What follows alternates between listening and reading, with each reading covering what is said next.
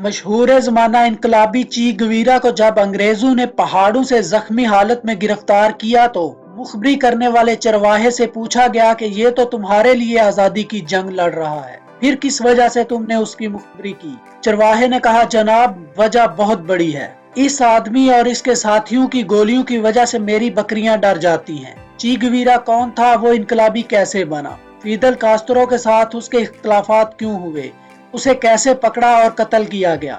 इन सब सवालों के जवाबात मिलेंगे आपको इस वीडियो में, तो जुड़े रहिए वीडियो के साथ। ची गवीरा ने मौत से 2 बरस कबल अल्जायर में एफ्रो एशियन सॉलिडेरिटी सेमिनार में अपना आखिरी बैनुल अक़वामी खिताब करते हुए कहा था कि मौत आने तक जारी रहने वाली जिद्दोजहद की कोई हद नहीं है। दुनिया के किसी भी गोशे में कुछ भी हो रहा है, हम इससे लाताल्लुक नहीं रह सकते।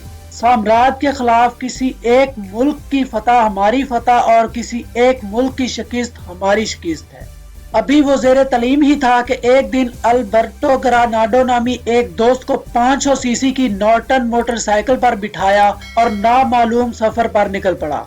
उसने अर्जेंटीना से ग्वाटेमाला तक 8 ममालिक का सफर किया। पीरू में कई हफ्ते इंतजामियों की बस्ती में गुजारे। पूरे रास्ते में उसे कोई थकन महसूस नहीं हुई, क्योंकि सफर के दौरान लोगों की तकलीफ दे जिंदगी के दहला देने वाले नजारे ने उसे थकना भुला दिया था। मगर वो लिखना नहीं भूला। मौत से एक दिन पहले तक का एक एक मुशाहिदा डायरी बंद किया।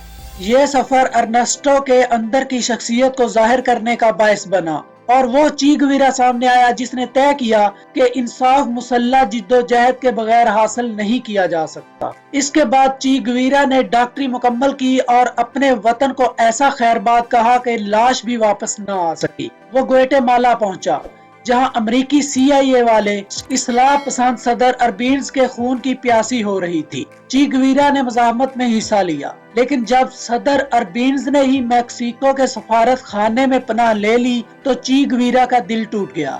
ग्वाटेमाला से उसका राब्ता मैक्सिको में मौजूद क्यूबा के जिला वतन हुर्रियत पसंदों से हो गया और 1955 में उसकी फिदल कास्त्रो से मैक्सिको में ही पहली मुलाकात हो गई। अमेरिका नवाज क्यूबाई हुकूमत का तख्ता उलटने और गुरिल्ला जिद्दोजहद के जरिए इनकलाब लाने में ची गवीरा ने कास्त्रो का इतनी जांफशानी और खुलूस से साथ दिया कि यह तय करना मुश्किल हो जाता कि इस इनकलाब में कास्त्रो और ची गवीरा में से किसका हिस्सा ज्यादा है। इनकलाब के बाद ची गवीरा की इनकलाबी खिदमात के इतराफ में उसे क्यूबा की शहरियत दे दी गई। उसे इनकलाबी अदालत का सरबराह बनाया गया। फिर ची गवीरा को नेशनल बैंक ऑफ क्यूबा का सदर बनाया गया। इस जमाने के क्यूबियाई करेंसी नोटों पर उनके दस्तखत भी मौजूद हैं।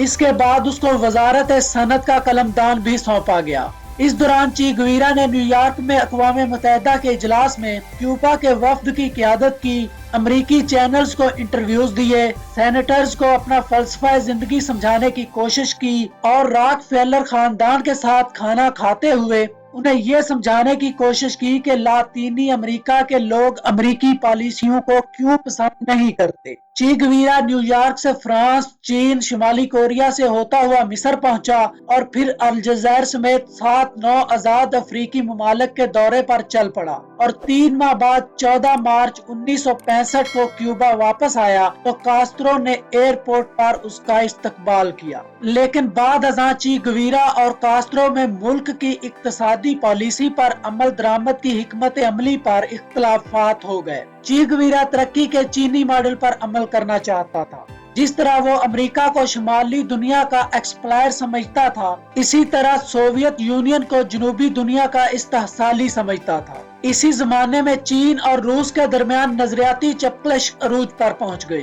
कास्त्रो को अमेरिकी खतरे और इलाकाई सूरत-ए-हाल के सबब सोवियत यूनियन का इंतखाब करना पड़ा। ची गवीरा जो 1962 में क्यूबा में सोवियत मिसाइल आने के बाद ख्रुश्चेव की जानिब से अमेरिका के मुकाबले में हार मानकर ये मिसाइल हटाने के फैसले से सख्त दिल बर्दाश्ता था, उसने सोचा कि इससे पहले कि कास्त्रो उसे नजरियाती बोझ समझे और उससे निभाना मुश्किल हो जाए, बेहतर है कि रख्ते सफर बांध लिया जाए।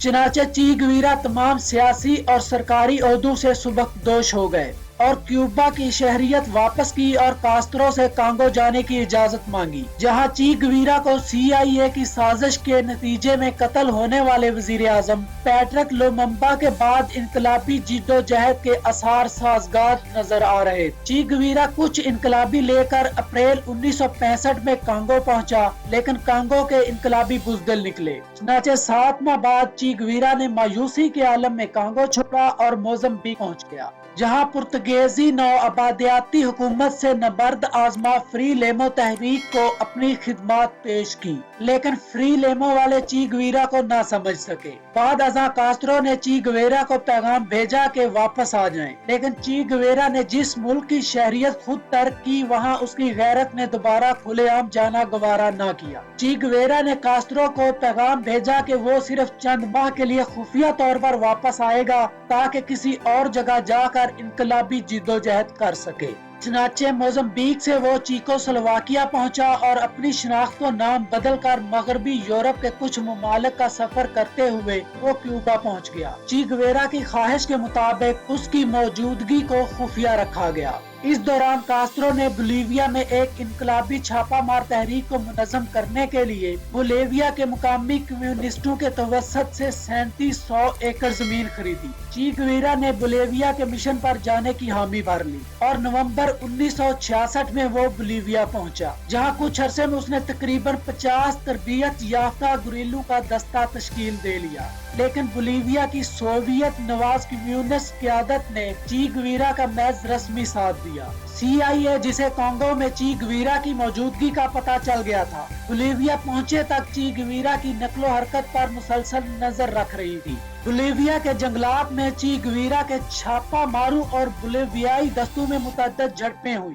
جب چھاپہ مار کسی زخمی فوجی کو قیدی بنا لیتے تو ڈاکٹر چی گویرا اس قیدی کا علاج کر کے رہا کر دیتا۔ ایک زبردست جھڑپ میں اس کے 6 ساتھی مارے گئے اور خود چی گویرا بھی زخمی ہو گیا۔ اس کے بعد نواحی علاقوں میں کئی مسلح کارروائیاں اس لیے کی گئیں کہ دواؤں کی کچھ مقدار ہاتھ لگ سکے۔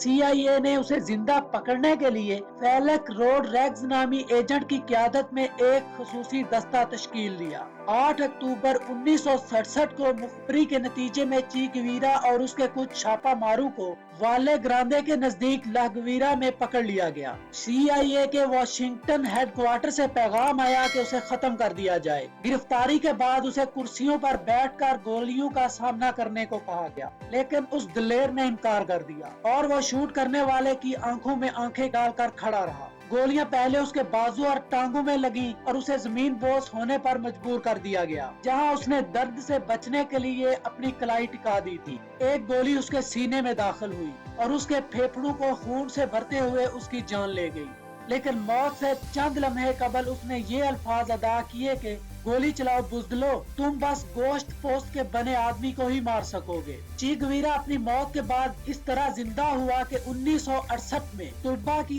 عالمی تحریک کے دوران چی کی وہ تصویر جو فوٹوگرافر البرٹو کوڈا نے 1960 میں کھینچی تھی، لاکھوں ٹی شرٹس اور پوسٹرز پر چھپ گئی اور وہاں سے ہوتی ہوئی پرچم، کافی کے مگ اور بیس بال کیپ پر پرنٹ ہو کر ملٹی ملین ڈالر صنعت میں تبدیل ہو گئی۔